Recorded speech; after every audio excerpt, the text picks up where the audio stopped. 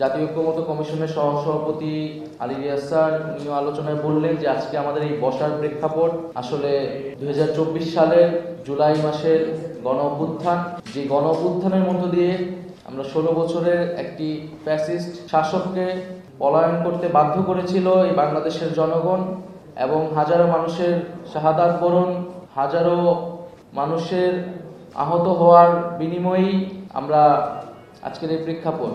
জাতীয় নাগরিক পার্টি সেই জুলাই গণ অভ্যুত্থানের ধারাবাহিকতায় একটি নতুন রাজনৈতিক দল হিসেবে আত্মপ্রকাশ করেছেন, যে দলের প্রধান শক্তি জায়গাটা বা ভিত্তির জায়গাটা হচ্ছে এদেশের তরুণরা। এবং আমরা মনে করি যে আমাদের সেই জুলাই গণ অভ্যুত্থানের প্রেক্ষিতে আমাদের যে বক্তব্য ছিল যে আমরা ফ্যাসিবাদী ব্যবস্থার বিলোপ এবং একটি নতুন রাজনৈতিক বন্দোবস্ত আসলে প্রতিষ্ঠা করতে চাই। অর্থাৎ জুলাই গণ অভ্যুত্থান কেবল কোনো ব্যক্তির পরিবর্তন নয়, ক্ষমতা থেকে কোনো একটি দল থেকে শুধু আরেকটি দলকে বসানোর পরিকল্পনা ছিল না, বরং কিভাবে রাষ্ট্রের গুণগত পরিবর্তন করে রাষ্ট্র কাঠামোর মৌলিক এবং গুণগত সংস্কারের মাধ্যমে জনগণের অধিকার রক্ষা করবে এমন একটি গণতান্ত্রিক রাষ্ট্র ব্যবস্থা প্রতিষ্ঠা করার আকাঙ্ক্ষা ছিল সেই জুলাই গণ অভ্যুত্থানে। আমরা মনে করি যে বাংলাদেশে ইতিহাসে বিভিন্ন সময় জনগণ রাস্তায় নেমেছে, আন্দোলন করেছে। আমরা 90-এও গণ অভ্যুত্থানের কথা ইতিহাসে পড়েছি, কিন্তু যেই প্রেক্ষিতে যে আকাঙ্ক্ষা থেকে এই গণ অভ্যুত্থান বা জনগণের রাস্তায় নেমে আসা, সেই আকাঙ্ক্ষাগুলা বিভিন্ন সময় আমরা দেখেছি ব্যর্থ হয়েছে। সেই ব্যর্থতার ফলেই আসলে 16 বছরের যে একটি ফ্যাসিবাদী শাসন ব্যবস্থা তার প্রেক্ষাপট তৈরি হয়েছিল। তাই আমরা চাই যে এইবারের যে জুলাই গণ অভ্যুত্থান প্রেক্ষাপটে আমাদের আজকের এই উদ্যোগ আয়োজক সারা দেশে সেটা যাতে কোনোভাবেই ব্যর্থ না হয়, এবং আমাদের যে আকাঙ্ক্ষা তৈরি হয়েছে জনগণের ভিতরে, সেই আকাঙ্ক্ষা অবশ্যই আমাদেরকে পূরণ করতে হবে। এটা জাতির প্রতি আমাদের সকলেরই আসলে অঙ্গীকার।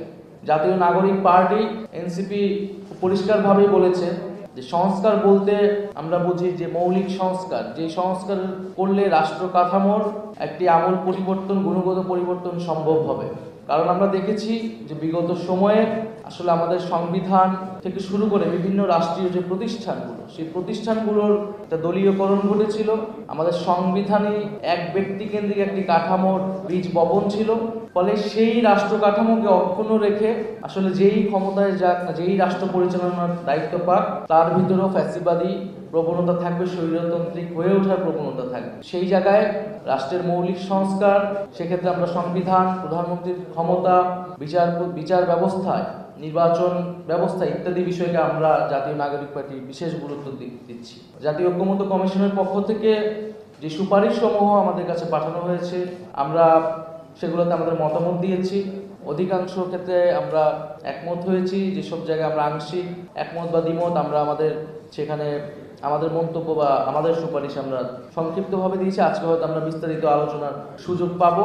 তো জাতীয় ঐক্যমত্য কমিশনকে সে সুযোগ করে দেওয়ার জন্য আমরা আন্তরিকভাবে আবারও ধন্যবাদ জানাচ্ছি, এবং আমরা মনে করি যে এবারে আমাদের যে সুযোগ তৈরি হয়েছে জাতির সামনে, এবং আমরা যে কথাটি বলছি যে জাতীয় ঐক্যমত আসলে প্রয়োজন, জুলাই সনদ প্রয়োজন, জাতির সামনে আমাদের সকলের সেই কমিটমেন্ট, সেই অঙ্গীকার রাখতে হবে যাতে আরেকটি স্বৈরতান্ত্রিক ব্যবস্থা, আরেকটি ফ্যাসিবাদ বাংলাদেশে আসবে না, তার সকল নিশ্চয়তা, তার সকল রাস্তা আমরা বন্ধ করেই সামনের দিকে এগোবো, এবং একটি গণতান্ত্রিক সংবিধান, গণতান্ত্রিক রাষ্ট্র কাঠামো তৈরিতে আমরা সকলেই যার যার জায়গা থেকে কাজ করি।